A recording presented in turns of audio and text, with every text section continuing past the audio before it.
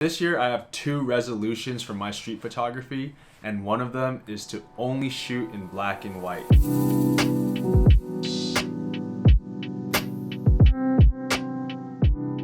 Yo, what's up? My name is Matt, and on this channel we talk about street photography. It wasn't until the end of this year that I finally started posting photos on Instagram again. I had a backlog of photos all the way since April till now for like 12 straight days leading up to New Year's. I pulled what told the story of what happened in my life during that month and shared them on Instagram each day. But the interesting thing during all this posting and editing that was involved in picking the 10 or less best images from each month was that I found myself polishing a lot of turds. I found myself trying to save a lot of photos that were on the edge of being good, not good via editing, and even just me saying they were on the edge of being good, not good means that they were not good. So yeah, I found myself spending a lot of time trying to save photos that weren't even good to begin with. This has been something that I've noticed in my editing process, and I'm thinking to myself, why are they so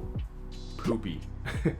Right? Why are they just not good? And at the same time that I was posting these photos last minute, I was also making this video on Vivian Maier. And at the same time, going back to new and old photographers, the OGs. Because the OGs are old and back then, you know, black and white was what they started with instead of color, a lot of their work is in black and white. And so I was looking at a lot of black and white images. I'm trying to dissect, like, what is it about their work in black and white that really speaks to me? For example, in Vivian Maier's case, her composition really stood out to me, and her scene. By scene, I mean literally what action is going on in the picture, what the subjects are doing, and how those elements really brought out a side of people that we often overlook but know very well ourselves. And then I started looking at Bruce Gillen's photos. His black and white photos, they have a lot of character. His photos to me bring out that individuality of the subject through the gestures that he captures in the moment and the expressions and the emotions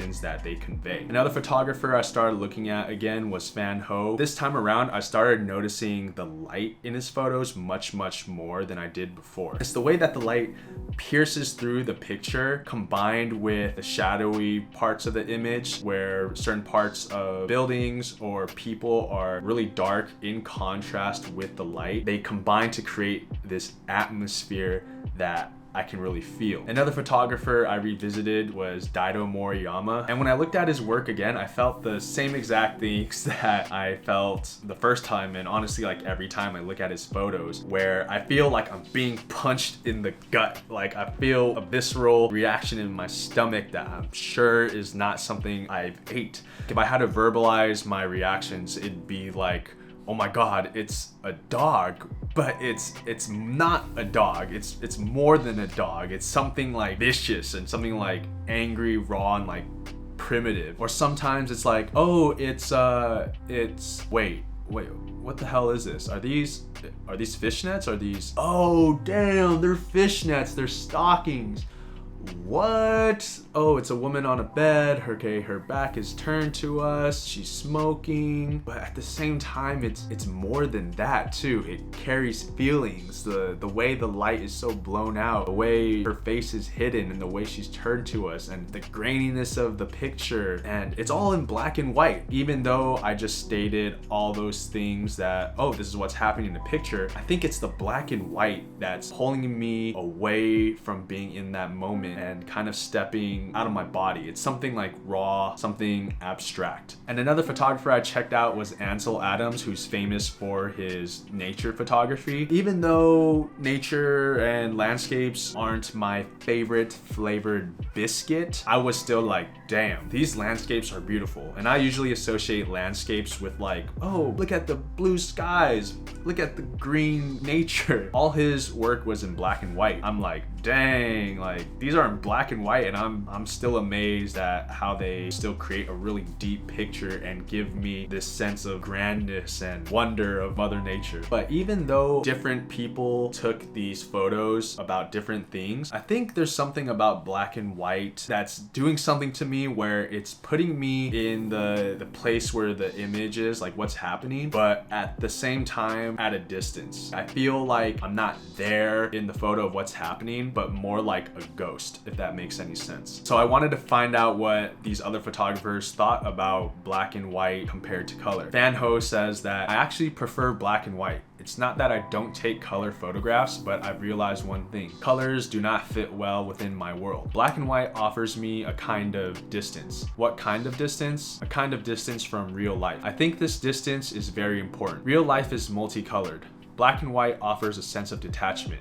It allows audiences and viewers to develop their responses and offers the space and depth to ponder and contemplate my ideas. I like the color black. It has a kind of power, one that is great and mysterious. It's like a power that rules over the world. And I think it's this distance that Fanho talks about conceptually, but also technically, that puts me aware of certain things that I wouldn't have maybe noticed as much in a color photo. Of course, in color photography, you will notice and appreciate good composition, good lighting still, etc., etc. But color squeezes itself into these different things and takes some of that span of attention. It kind of feels like color, lighting, composition, all these things are like your kids, and they're all trying to take up your resources and eat your food. Food being your, attention span and the amount of focus that you have. Color being one of the kids. Let's take him or her out of the equation, and now, you have more of your food, your attention to give to the remaining children. That might not be the best analogy,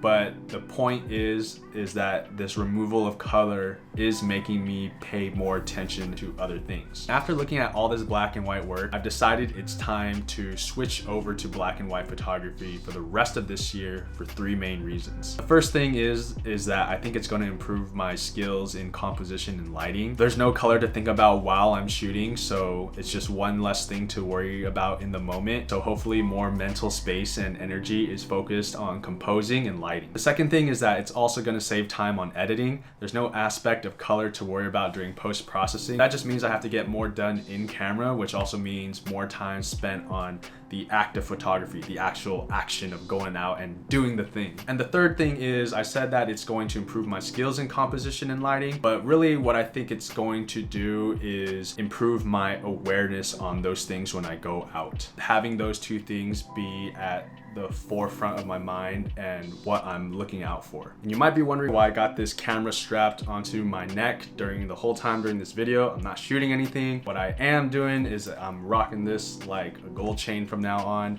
and I'm going to be using a Fuji camera because that's what I have. And I plan on looking at everything through the electronic viewfinder in black and white with their film simulations. But I do plan on shooting in RAW plus JPEG just in case there are those moments where a color photo might end up being better. But that won't be the focus for the rest of this year. So goodbye color, but even though I say goodbye, it's actually more of a see you later. If you enjoyed this video, I recommend checking out my videos on other photographers here, and please subscribe right here.